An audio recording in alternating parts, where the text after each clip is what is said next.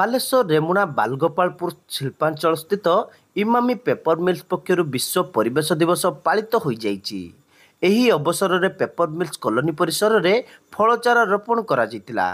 ଏହି ଅବସରରେ ଅନୁଷ୍ଠିତ ସଭାରେ ଇମାମି ପେପର ମିଲ୍ସର ସଭାପତି ଆଶିଷ ଅବିନାଶ ଗୁପ୍ତା ମୁଖ୍ୟ ଅତିଥି ଭାବେ ଯୋଗଦେଇ ବିଶ୍ୱ ପରିବେଶ ଦିବସ ସହିତ ସାମାଜିକ ସୁରକ୍ଷା ନିମନ୍ତେ ଦାୟିତ୍ୱ ସମ୍ପର୍କରେ ବକ୍ତବ୍ୟ ରଖିଥିଲେ।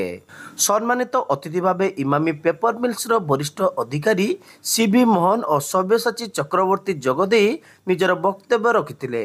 ଇମାମି ପରିବେଶ ବିଭାଗ ପକ୍ଷରୁ ଜିତୁରଞ୍ଜନ ପାଣି ଏହି କାର୍ଯ୍ୟକ୍ରମକୁ ପରିଚାଳନା କରିବା ସହିତ ନିଜର ବକ୍ତବ୍ୟ ରଖିଥିଲେ। ଇମାମି ମହିଳା କ୍ଲବର ବନ୍ଦନା ଗୁପ୍ତା ଓ ନିବେଦିତା ଖୁଣ୍ଟିଆଙ୍କ ସମେତ ଅନ୍ୟ ସଦସ୍ୟା ଗଛ ଲଗାଇ ଏହାକୁ ରକ୍ଷଣାବେକ୍ଷଣ କରିବା ପାଇଁ ଶପଥ ନେଇଥିଲେ। ଅନ୍ୟମାନଙ୍କ ମଧ୍ୟରେ ବରିଷ୍ଠ ଅଧିକାରୀ ମନୋଜ କୁମାର ପାଢ଼ୀ, ଦେବବ୍ରତ ହତା, ଏଲ୍ ସୁଭାଷ କୁମାର ସ୍ୱାଇଁ, ସରୋଜ କୁମାର ସ୍ୱାଇଁ, ଆଶିଷ ସେନ, ନିତ୍ୟାନନ୍ଦ ମହାନ୍ତି, ଦେବବ୍ରତ ନାୟକ ପ୍ରମୁଖ ଉପସ୍ଥିତ ଥିଲେ। ମାନବ ସମ୍ବଳ ବିକାଶ ବିଭାଗର ସହଯୋଗ କ୍ରମେ ଏହି କାର୍ଯ୍ୟକ୍ରମ ଅନୁଷ୍ଠିତ ହୋଇଥିଲା।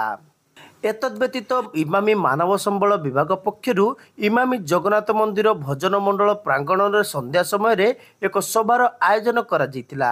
ଏହି ସଭାରେ ଆଖପାଖ 10 କିଲୋମିଟର ପରିଧି ଭିତରେ ଥିବା 33ଟି ଗ୍ରାମର 47 ଜଣ ପ୍ରତିନିଧିଙ୍କୁ କମ୍ପାନୀ ତରଫରୁ ବଛାଯାଇ ଉତ୍ତରୀୟ ଏବଂ ମାନପତ୍ର ପ୍ରଦାନ କରି ସମ୍ବର୍ଦ୍ଧନା କରାଯାଇଥିଲା। ଏହି 47 ଜଣ ପ୍ରତିନିଧିମାନେ ବିଗତ ବର୍ଷ 65,000 ବୃକ୍ଷ ବଣ୍ଟନ, ରୋପଣ ଓ ରକ୍ଷଣାବେକ୍ଷଣ ପାଇଁ କମ୍ପାନୀ ସହିତ ହାତ ମିଶାଇ ଏହି ପବିତ୍ର କାର୍ଯ୍ୟକ୍ରମକୁ ସାଫଲ୍ୟମଣ୍ଡିତ କରିଥିଲେ।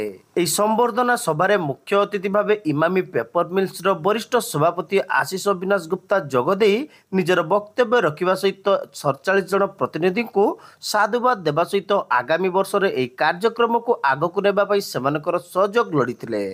ସମ୍ମାନିତ ଅତିଥି ଭାବେ ସମାଜସେବୀ ଧୀରେନ ମହାପାତ୍ର, ନସିର ଉପସଭାପତି ସୁବ୍ରତ ନାୟକ, ଉପଦେଷ୍ଟା ସିପି ଭରତିଆ, ସଭାପତି ପିକେ ଢାବେ ଯୋଗଦେଇ ନିଜର ବକ୍ତବ୍ୟ ରଖିଥିଲେ। ଏହି କାର୍ଯ୍ୟକ୍ରମକୁ ମନୋଜ କୁମାର ପାଢ଼ୀ ପରିଚାଳନା କରିବା ସହିତ ସମସ୍ତଙ୍କୁ ସାଧୁବାଦ ଜଣାଇଥିଲେ। ଅନ୍ୟମାନଙ୍କ ମଧ୍ୟରେ ବରିଷ୍ଠ ଅଧିକାରୀ ଦେବବ୍ରତ ହତା, ସିନ୍ଦୁରା ପଟ୍ଟନାୟକ, ଅନୁରାଧା ବାସ୍କା, ଆଶିଷ ସେନ, ଜିତୁରଞ୍ଜନ ପାଣି, ନିତ୍ୟାନନ୍ଦ ପଣ୍ଡା, ନିତ୍ୟାନନ୍ଦ ମହାନ୍ତି ପ୍ରମୁଖ ଉପସ୍ଥିତ ଥିଲେ। ମାନବ ସମ୍ବଳ ବିକାଶ ବିଭାଗର ସହଯୋଗ କ୍ରମେ ଏହି କାର୍ଯ୍ୟକ୍ରମ ଅନୁଷ୍ଠିତ ହୋଇଥିଲା।